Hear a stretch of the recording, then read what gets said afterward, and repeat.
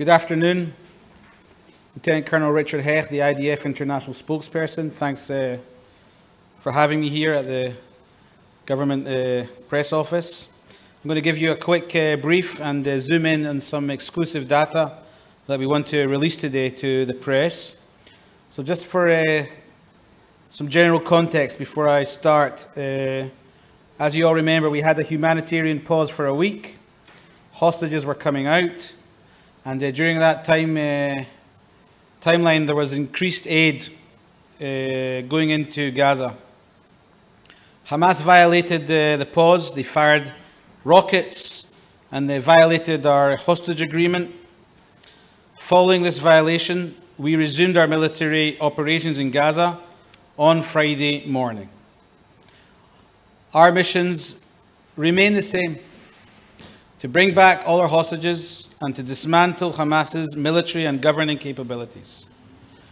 And also, very important for us to restore security to Israel's borders, also in the south and also in the north. After Hamas broke the pause, Hezbollah also went back to firing, as well from Lebanon. Not only from Lebanon, but also other Iranian proxies in other arenas too. We are still defending our civilians on multiple fronts. Our focus remains on Gaza. But again, we're not losing our sight in the broader region. Since the hostilities have returned, we're expanding our operations against Hamas across all of Gaza. We're targeting operatives, infrastructure, and mainly the tunnel network. So far, we have located over 800 tunnel shafts and destroyed 500 of these. The level of fortification is unprecedented. While we've been operating, we are ensuring that there is minimum harm to civilians, with soldiers on the ground going from building to building. I spent the last 2 days in a very, very special cell in our Southern Command. It's the harm mitigation cell in Beersheba in the command. And I want to talk about a few aspects of what I learned while I was down there. We've been making, again, with everything we have at in our capabilities, every effort we can to facilitate the movement of civilians in the south in order to mitigate civilian casualties. Our best efforts and minds are focused on understanding the human terrain in Gaza. Just to give you a taste of it, this map is based, and again, we've talked about this in press releases, and we've talked about these zones, these areas, and every zone has a color which is based on intelligence, on human, on SIGINT, on every capability that we have to understand the human landscape in these zones and try and make movements and ask for people to move in order to minimize harm to these civilians. It's an interactive map, it's a breathing map, and it changes based on how the war is developing on the ground. We have ways to communicate with the people inside these zones. It's leaflets, it's through the internet, through our spokesperson to the Arab community, Lieutenant Colonel Avichai Edrahi. Just today I looked into the website, his website. There's been 250,000 people that have logged into that website from their areas, so we see that it's being used. We are still maximizing the humanitarian aid going into Gaza, and even despite the end of the pause, 180 trucks went in to Gaza yesterday, with 2 diesel tankers within that amount of trucks. We're still checking all the trucks at Nitzana before they go through to Rafah, and we're doing everything we can to set the conditions for the humanitarian zone in the Al-Muasi coastline. Again, I repeat, and this is important, we keep saying this in every brief, we are at war with Hamas, not the people of Gaza. I saw this, I was in Southern Command for 2 days, I saw these efforts, I sat in briefings also from our COGAT people and also from the commander of this harm mitigation cell. Every effort we have, we're putting into this. Now I want to zoom into some specific data. It's a case study of a certain arena that we fought in, the Shati arena. And I want to give you all a taste of the battle zone, what it looked like. And we actually, with one of our very, very smart producers, went in and with a battalion commander and created some footage based on their lessons learned and what they actually met when they went into a certain area.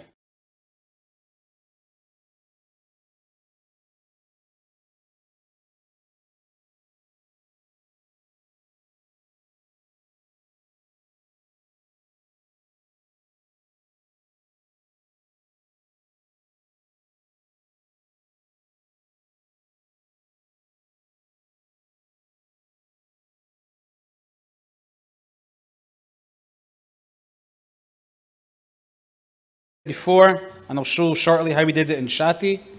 We saw that their infrastructure was embedded inside civilian areas, which I'll show also shortly. And let's move ahead. So here you can see again how when you look at their order of battle, what it actually looked like. Again, they have a full formation just like a regular military. There was the Gaza Brigade, the Northern Gaza Brigade with battalions. And again, we're talking about the Shati battalion inside the Gaza Brigade. You can see also the area on the coastline. Next slide, please.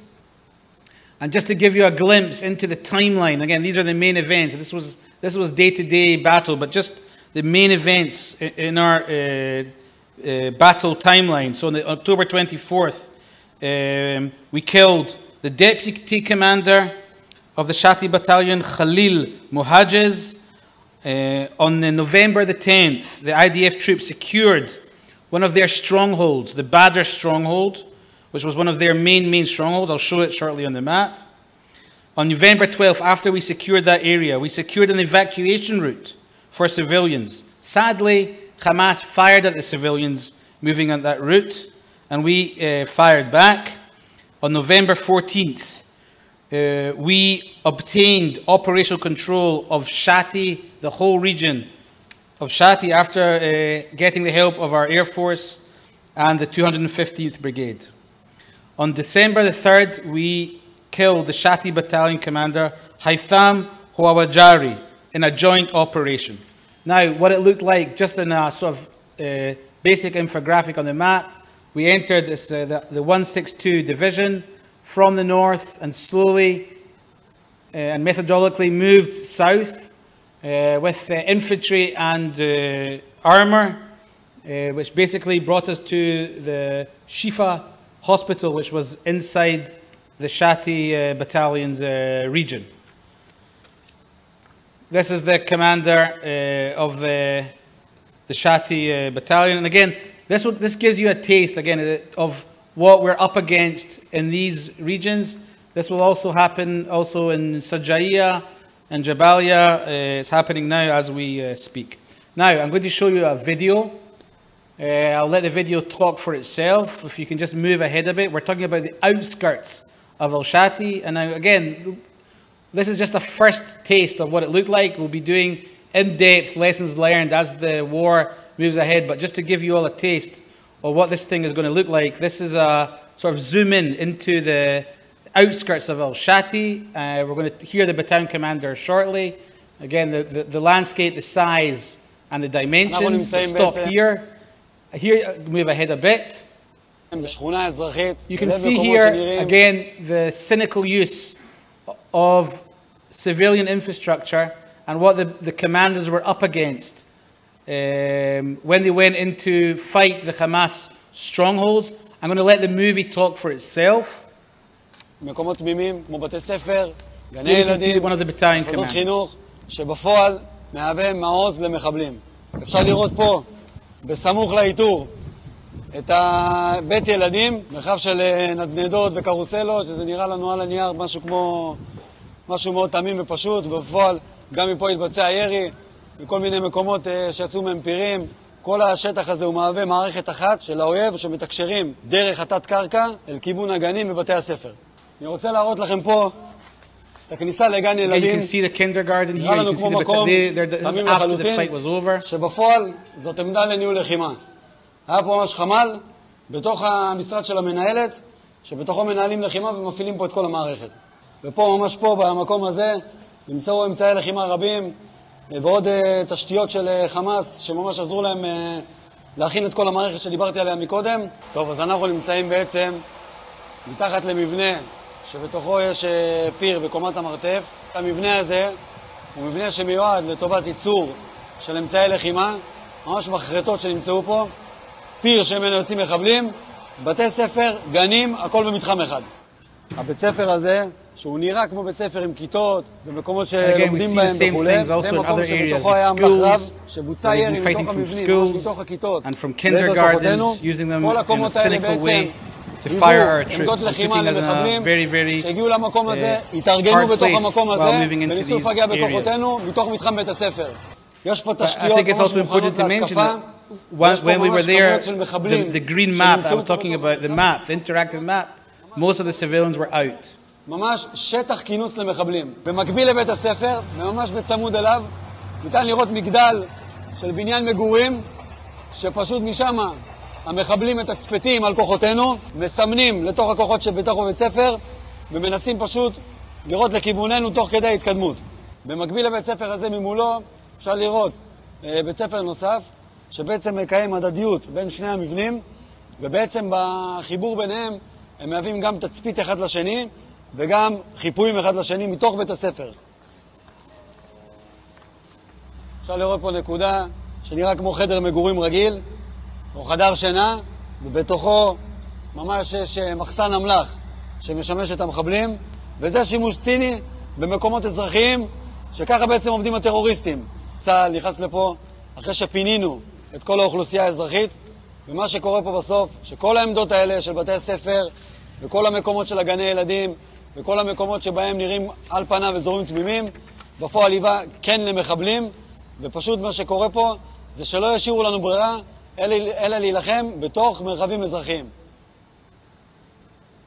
Okay, so that gives you, again, it's a sort of generic taste. And again, it left us no choice. We had to go in and tackle Hamas in that very urban area.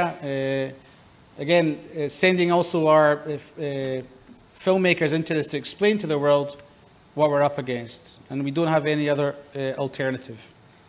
Again, when we look again at the map, the Shati, when we went into the Shati area,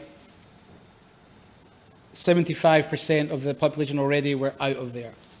And it's a dynamic between operating and also making sure that we move civilians away from harm.